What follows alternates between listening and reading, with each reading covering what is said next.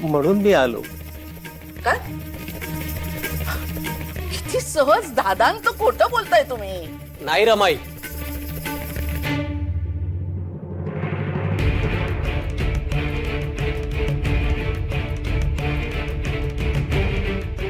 वैद्यबुवा खरं बोलतायत.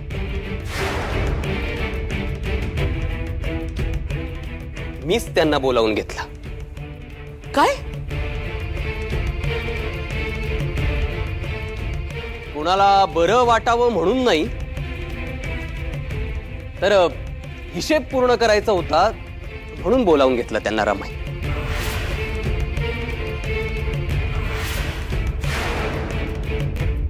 हिशेब? हो अगं रमाई, मी तुझ्याच तालमीत सावकार झालोय. तेव्हा पैसे तर सोड, मी उपकार सुद्धा उधार ठेवत नाही. काही काय बोलतोयस? यांचे कसले आलेत उपकार? अगं, असं कसं रमाई? आहेत त्यांचे उपकार, आपल्यावर खूप उपकार आहेत त्यांचे.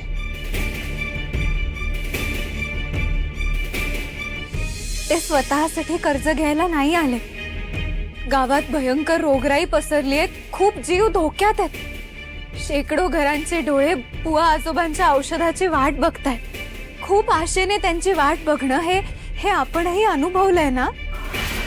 सासूबाईंचे हात भाजले होते तेव्हा आपल्याला धीर वाटला होता, तो केवळ बुवा आजोबांचा. मागे तुझे हात भाजले होते तेव्हा त्यांनीच तुझे प्राण वाचवले. शिवाय झिंगरोबाच्या माळावर तुम्हाला मार लागला होता तेव्हा आपले वैद्यबुवा काय म्हणालेले?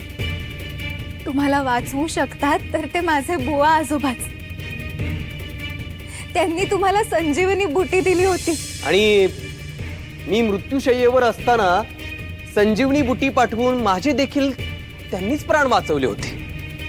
तेव्हा घरातले सगळे त्यांच्या वाटेकडे डोळे लावून बसायचे. तेव्हा आहेत आपल्या घरावर त्यांचे उपकार आहेत, खूप उपकार आहेत. बुवा आजोबा हा व्यवसाय म्हणून नाही तर सेवा म्हणून करताय. अशा पुण्यात्म्याचा शब्द हेच त्याचं तारण हो. शिवाय ते सेवा करतात, आणि ते सेवा करता हा मोठेपणा त्यांनीच का मिरवायचा? अगं तू किती लोकांची सेवा करते हे त्यांना कुठे माहिती आहे? म्हटलं चला आठवण करून देऊ.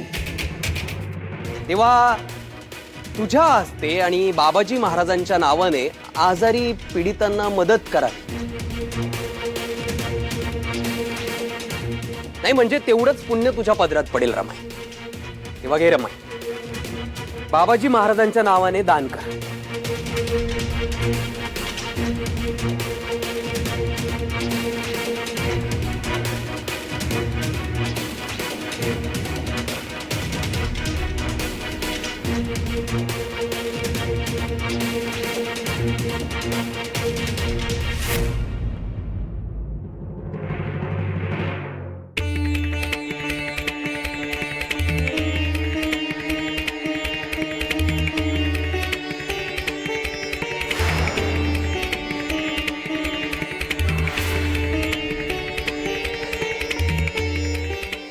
सावकार, मी तुमच्या भावनेचा आदर करतो.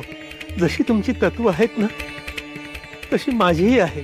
त्यामुळे हे दान मी कर्ज म्हणून स्वीकारतो. यथावकाश का होईना ही सगळी रक्कम मी त्याची परतफेड करेन. पण वेळ महत्वाची होती. योग्य वेळी ही रक्कम माझ्या पदरी पडली. आज साक्षात तुमच्या रूपात मला परमेश्वर भेटला.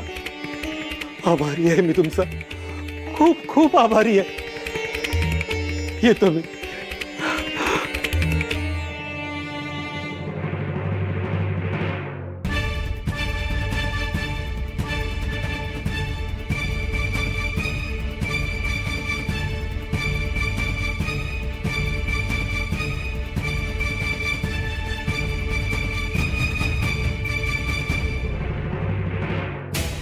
दिगूच्या बोलण्यात आणि कृतीत फरक होता का?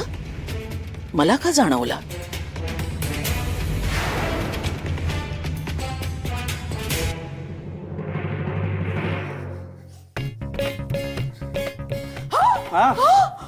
हे काय? वच्चे अगं घरात शांतता आहे ना की माझ्या नावाने शिमगा चालू आहे. अहो, काहीतरीच काय तुमच्या नावाने कोण कशाला शिमगा करेल? तुम्ही कुठे काय केलंय? अगं तसं नाही ग.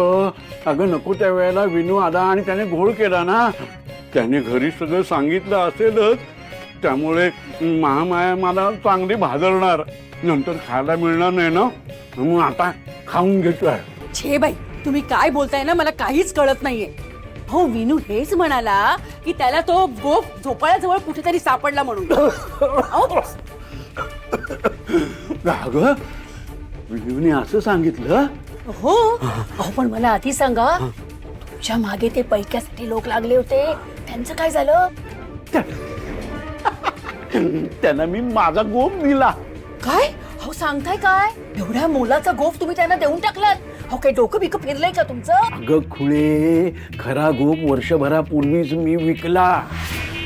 नकली होता तो दिला. बावळट जाण्या फसला आणि माझी मान सुटली. नाही म्हणजे आजचं मरण उद्यावर ढकललं असंच ना बाबा?